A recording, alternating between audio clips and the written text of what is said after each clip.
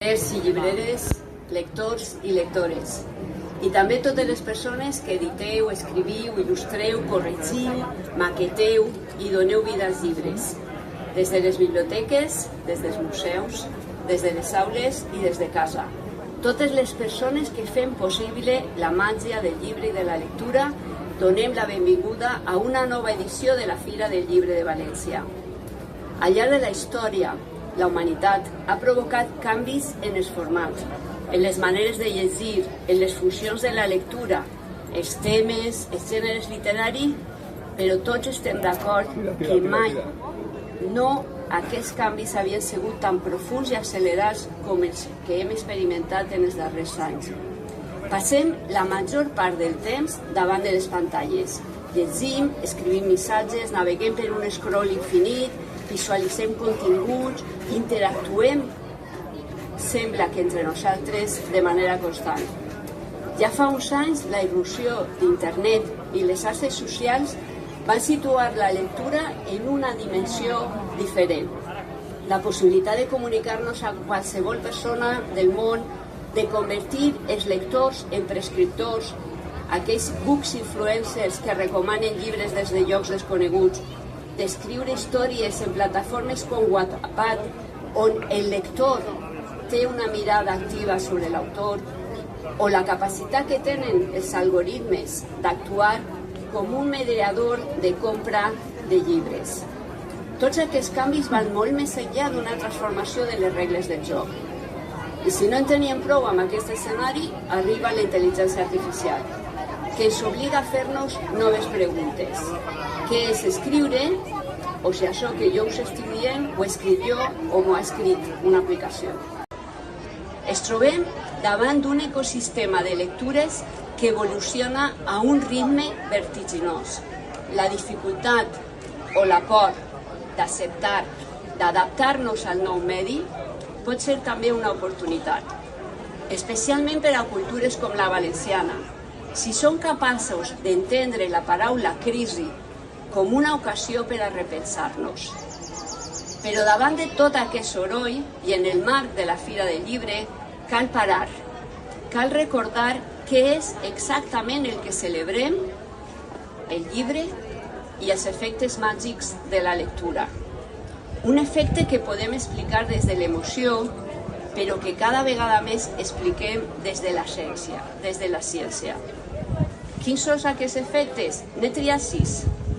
Primer, llegir per a construir la memòria de cada tradició i, en conseqüència, per a construir-nos com a ciutadans. La lectura ens connecta amb els fets de la nostra història, amb aquells episodis que ens han fet créixer com a societat, però també amb aquells altres que no podem tornar a repetir. Els llibres són una eina fonamental de transmissió de valors, de memòria col·lectiva, de responsabilitat cívica. 2. Llegir per a compartir. La lectura com a pràctica social en espais com els clubs de lectura funciona des dels principis dels temps. El segle XXI ha afegit plataformes com per exemple Instagram, que ens permet parlar de llibres, crear aquests clubs de lectura virtuals o llegir i escriure poesia.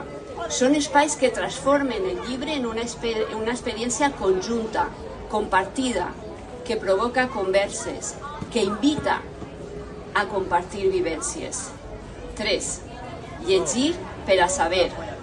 Sèneca, en el llibre de Lucili, deia que no busquem un metge eloqüent, un metge que cure, és el que volem. Amb alguns llibres passa el mateix, no busquem paraules boniques i buides, el que busquem són paraules que ens canvien. I això és una fira del llibre, un espai on les paraules poden convertir-se en coneixement útil. Llegim per entendre el món, per a orientar-nos, per a prendre decisions. De fet, les darreres enquestes d'hàbits lectors marquen un augment de la lectura vinculada a comprendre una realitat que cada vegada ens resulta més complexa. 4. Llegir com un repte per al cervell. Fa pocs dies, els companys de l'Erilectura, que m'acompanyen, publicaven un article amb el títol «Leer es un pasatiempo» o alguna cosa más En efecte, la resposta és clara. Llegir és alguna cosa més. Llegir un text llarg reclama capacitats complexes. Per exemple, mantenir l'atenció, recordar el que s'ha llegit, relacionar idees, construir significat. Per això, la lectura no és un acte passiu. És un exercici mental exigent, especialment durant l'adolescència.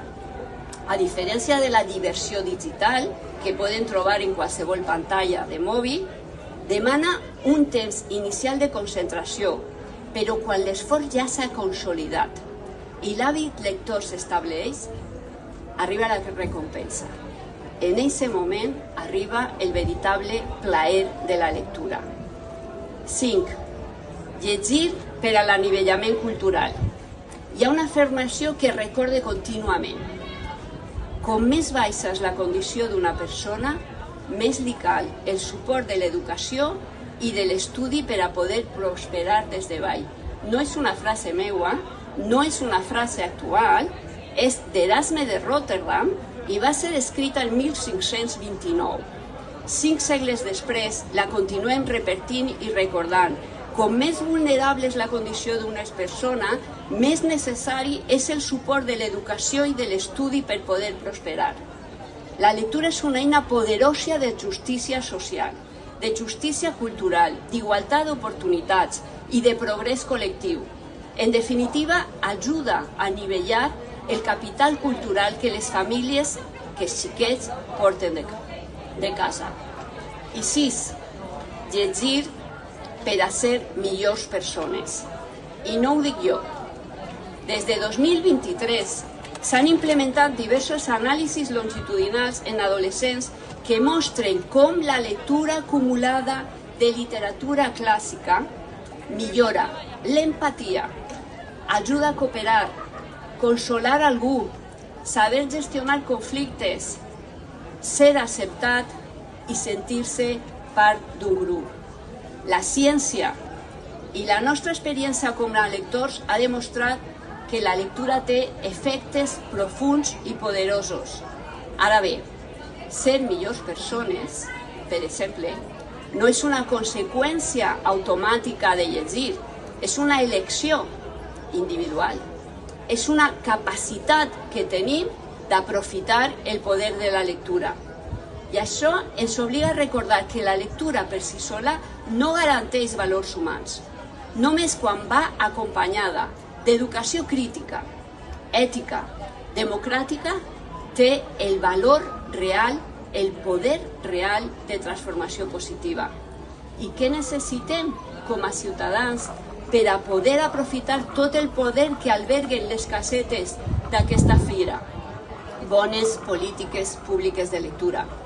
Fa dècades que s'analitzen arreu del món. Als despatxos de més enllà de la nostra Universitat de València disposem de dades, disposem d'estudis i experiències contrastades que ens indiquen què funciona i com cal actuar.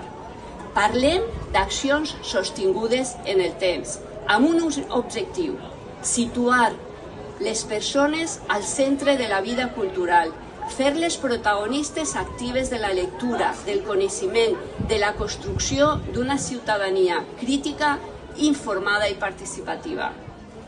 Són programes i accions que, per exemple, ajuden a donar valor a la llibreria, transformar-la en un espai d'encontre i de converses, en l'espai cultural del barri, ajudar a les biblioteques perquè cada lector trobe el llibre que connecte amb els seus interessos i amb les seues preocupacions.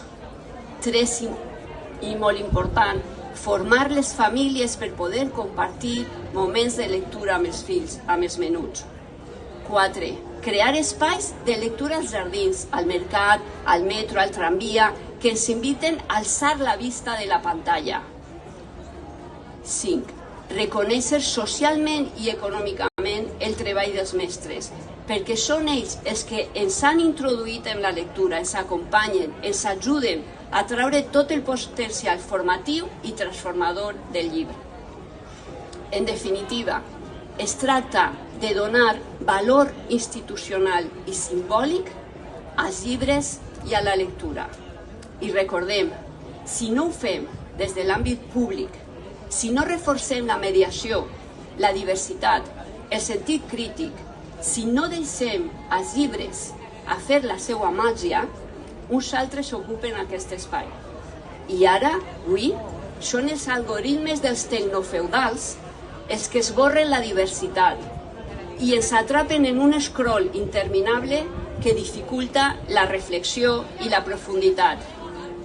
Gràcies a la direcció de la Fira del Llibre per confiar en mi per a fer.